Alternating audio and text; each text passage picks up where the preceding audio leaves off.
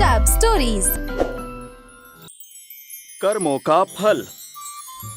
सुजाता एक गरीब फूल वाली होती है जो ट्रैफिक सिग्नल पर फूल बेचने आती है। फूल ले लो फूल, सुंदर सुंदर मनमोहक सुगंध वाले फूल। हे राम जी, आज सुबह से शाम हो गई है, सूरज भी ढलने वाला है। ऐसे में मेरी ज्यादा आज कमाई भी नहीं हो पाई। मुझे जल्द से जल्द पैसों का इंतजाम भी करना है, मेरी मदद कीजिए राम जी।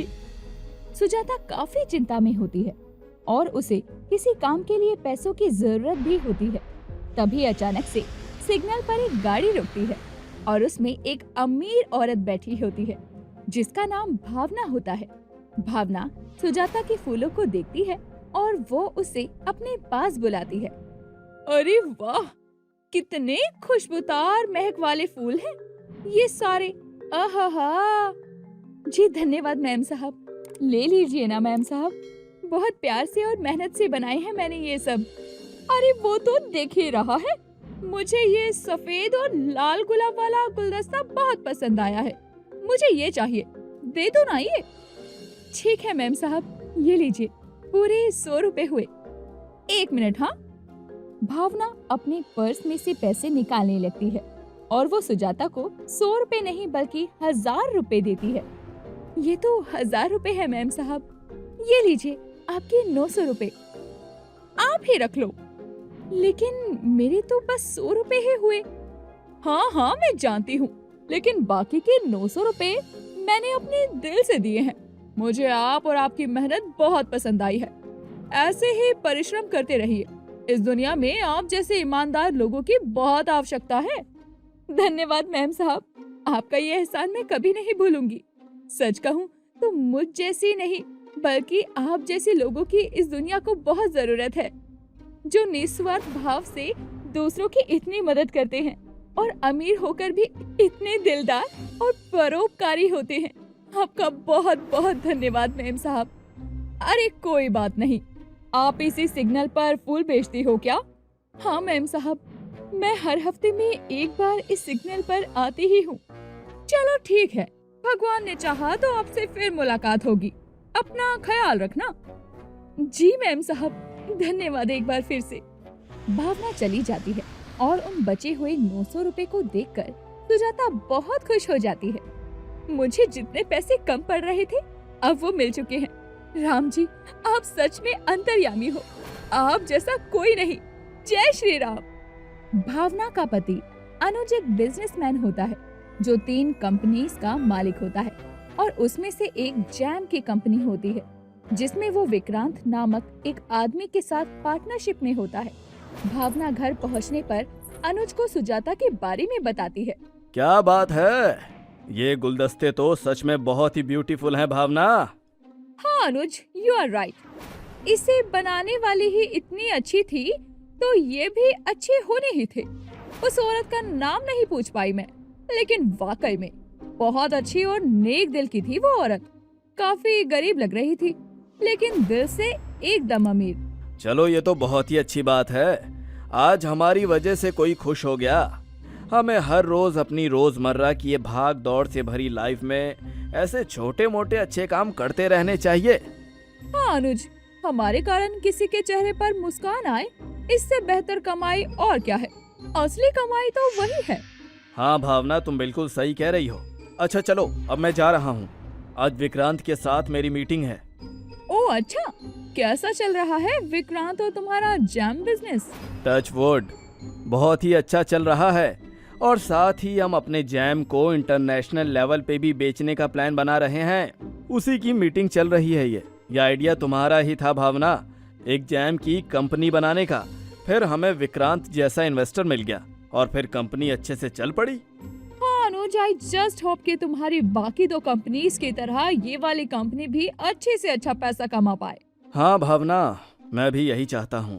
पहले से ही अनुज उस कंपनी का ऑनर था, लेकिन बाद में उससे विक्रांत मिला। दोनों उस कंपनी के चलते बिजनेस पार्टनर्स बन गए। लेकिन विक्रांत के दिमाग में कुछ और ही चल रहा होता है।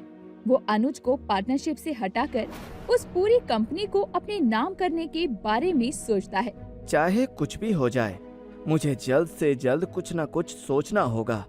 जिसके चलते ये अनुज गलत साबित हो जाए और ये कंपनी पूरी तरह से मेरी हो जाए। लेकिन मैं ऐसा क्या करूं जिससे मेरा ये सपना पूरा हो जाए? कैसा सपना विक्रांत? विक्रांत पीछे देखता है तो वहाँ पर अनुज खड़ा होता है और उसे देखकर विक्रांत के पसीने छूटने लगते हैं। ओह गॉड, ये क्या? अब मैं क्या करूं? कहीं इस अनुज ने सुन तो नहीं लिया ना? क्या हुआ विक्रांत, तुम इतने टेंशन में क्यों लग रहे हो? एसी तो ऑन है, उसके बावजूद भी तुम्हारे पसीने छूट रहे हैं। स्ट्रेंज।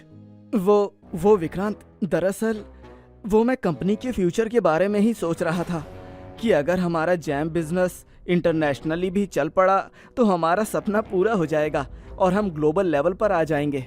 हाँ विक्रांत, ये बात तो है। अनुज और विक्रांत कुछ और लोगों के साथ में बैठकर कंपनी के फ्यूचर के बारे में प्लानिंग करते हैं।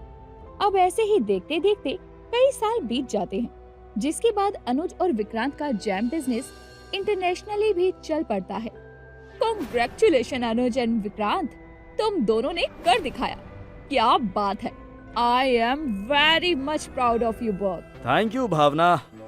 Thank you Bhavna. हर जगह हम ट्रेंड कर रहे हैं। हर किसी को हमारी ही कंपनी के जैम के फ्लेवर पसंद आ रहे हैं। हाँ, ये तो सच बात है। मुझे लगता है कि अब हमें जैम के नए फ्लेवर्स भी मार्केट में लाने चाहिए। लोगों को वो भी बहुत पसंद आएंगे। हाँ भावना, तुम बिल्कुल ठीक कह रही हो। नाइस आइडिया भावना। अनुज, हम नए फ्लेवर्स को अगले सेगमेंट में डाल सकते हैं। हाँ विक्रांत, इस बार प्रोडक्शन हैवी लेवल पर होने वाला है। हाँ, हमें बस अपनी क्वालिटी मेंटेन रखनी चाहिए। अरे डोंट वरी, क्वालिटी तो हमारा यूनिक फॉर्मूला है और वो हमेशा बरकरार रहेगा। ओके, तो अब नेक्स्ट सेगमेंट की तैयारी करते हैं। फिर एक दिन अचानक से विक्रांत अनुज से कहता है, अनुज, मैं जरा जल्दी में हूँ यार, मेरे बेटे का एनुअल फंक्शन है आज, मुझे जाना होगा। I am already late. तू प्लीज जाकर टेस्टिंग रूम में सारे नए फ्लेवर्स वाले जैम को टेस्ट कर लेना और अगर कोई खामी होगी तो तुरंत अपडेट कर देना। ओके विक्रांत, नो प्रॉब्लम, मैं अभी जाकर चेक कर लेता हूँ, तू जा। अनुज टेस्टिंग रूम में जाकर टेस्टिंग करके आता है, जिसके बाद वो सारे फ्लेवर्स को अप्रूव कर देता है। लेकिन अनुज इस बात से अनजान था कि उस रात उसके साथ विक्रांत ने एक चाल चली थी। अगले दिन ही जैम के कुछ सैंपल्स में मिलावट पाई जाती है, जिसके बाद विक्रांत तुरंत सीसीटीवी फुटेज पुलिस को दे देता है अनुज को अरेस्ट करने के लिए। मिस्टर अनुज राय सिंघानिया, आप ही हैं ना? हाँ, क्या हुआ इंस्पेक्टर साहब? हमारे पास आपके खिलाफ अरेस्ट वारंट है। क्या? लेकिन किस चीज का? ये आप क्या कह रहे हैं इंस्पेक्टर? मिस्टर विक्रांत खुराना ने आपके खिलाफ कंप्लेंट दर्ज कराई है। फूड कंटामिनेशन के केस में आपको अरेस्ट किया जाएगा। आपने जैम के सैंपल में मिलावट की है और ये एक सीसीटीवी फुटेज के जरिए साफ जाहिर होता है, क्योंकि जब ये मिलावट वाले सैंपल्स मार्केट में भेजे गए उसी एक रात पहले टेस्टिंग रूम में सिर्फ आप ही मौजूद थे और कोई नहीं, इसलिए शक की सुई सीधे आप पर ही जाती है। और ये रहा वो मिलावट करने वाला पाउडर जो विक्रांत जी ने आपके केबिन से ढूंढ कर निकाला है। ये सारी बातें झूठी हैं। उस रात विक्रांत ने खुद ही मुझे टेस्टिंग रूम में भेजा था और ये पाउडर तो मैंने खोला भी नहीं अभी तक।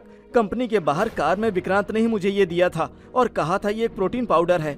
अपने नए फ्लेवर की सक्सेस के बाद जैम को इसी प्रोटीन पाउडर के साथ न्यू फ्लेवर की तरह लॉन्च करेंगे। उसने कहा था कि इसे एक हफ्ते बाद ही खोलना। बस करिए, अपनी झूठी कहानियां मत बनाइए और चलिए अब। लेकिन इंस्पेक्टर। मैडम, अब जो भी बात है सीधे कोर्ट में। पुलिस अनुज को गिरफ्तार करके ले जाती है और अब उसकी कोर्ट में सुनवाई होने वाली होती है, जिसके लिए भावना एक वकील हायर करती है। मुझे पूरा भरोसा है कंपनी को पूरी तरह अपना बनाने के लिए विक्रांत ने ही ये सारी चाल चली है। उसने अच्छे से प्लानिंग प्लॉटिंग की है, जिसके चलते शक सीधे सीधे अनुज पर जाए। लेकिन मैं अपने पति को बेगुनाह साबित करवा के ही रहूंगी। भगवान जी, आपको तो सच पता है, प्लीज अनुज को निर्दोष साबित कर दीजिए। न सिर्फ अनुज की कंपनी और उसका बिजनेस, बल्कि उसका अस्तित्व भी, उसकी पहचान भी दांव पर लगी हुई है। प्लीज भगवान जी, प्लीज। लेकिन अगले दिन वो लॉयर केस लड़ने के लिए आता ही नहीं है। सुनवाई शुरू कीजिए। वो अरे क्या हुआ? लॉयर कहाँ है आपके? मिसेस राय सिंघानिया, कहाँ है आपके लॉयर? जी वो पता नहीं, एक्चुअली। तभी वहाँ कोर्ट में एक महिला लॉयर आती है जिसका नाम जूही होता है। मैं लड़ूंगी अनुज राय सिंघानिया का केस। Thank you so much your honour. मैं आई। Please begin. Thank you your honour. जैसा कि हम सब जानते हैं कि जिस सीसीटीवी फुटेज से विक्रांत जी ये दावा कर रहे हैं कि मिलावट अनुज जी ने की है, उसमें तो कहीं पर भी ये नजर नहीं आ रहा है कि वो किसी भी जैम सैंपल में मिलावट कर रहे हैं, बल्कि वो तो बड़े ही अच्छे से हर सैंपल को टेस्ट कर रहे हैं। नहीं मिस जूही, मिलावट तो मिस्टर राय सिंघानिया ने ही की है। आप चाहे कितनी भी दलीलें पेश क्यों न कर लें, लेकिन उनके पास मिला हुआ वो मिलावट वाला पाउडर ये साफ साफ दर्शाता है कि वो दोषी हैं। नहीं, ये सब झूठ है, सरासर झूठ है। ये विक्रांत मेरी कंपनी पर पूरी तरह से कब्जा पाना चाहता है, इसलिए ये सारी चाल चल रहा है। नहीं, झूठ तुम बोल रहे हो अनुज। कौन झूठा है, कौन सच्चा है, कौन दोषी है और कौन निर्दोष है, ये सब अभी साबित हो जाएगा। मेरे पास सारे सबूत है योर ऑनर। अगर आपकी मंजूरी हो तो क्या उन सबूतों को कोर्ट के सामने पेश कर सकती हूँ? Permission granted. Thank you. Mister Khurana, अपना फोन दीजिए। क्या? घबरा क्यों रहे हैं आप? अपना फोन दीजिए, क्योंकि आपके फोन में वो सारे चैट्स हैं जो आपने भावना जी के लॉयर के साथ किए हैं, और साथ ही उसे पैसे देकर खरीद लिया और इस केस से बैकआउट करने के लिए कहा। नहीं, ये झूठ है।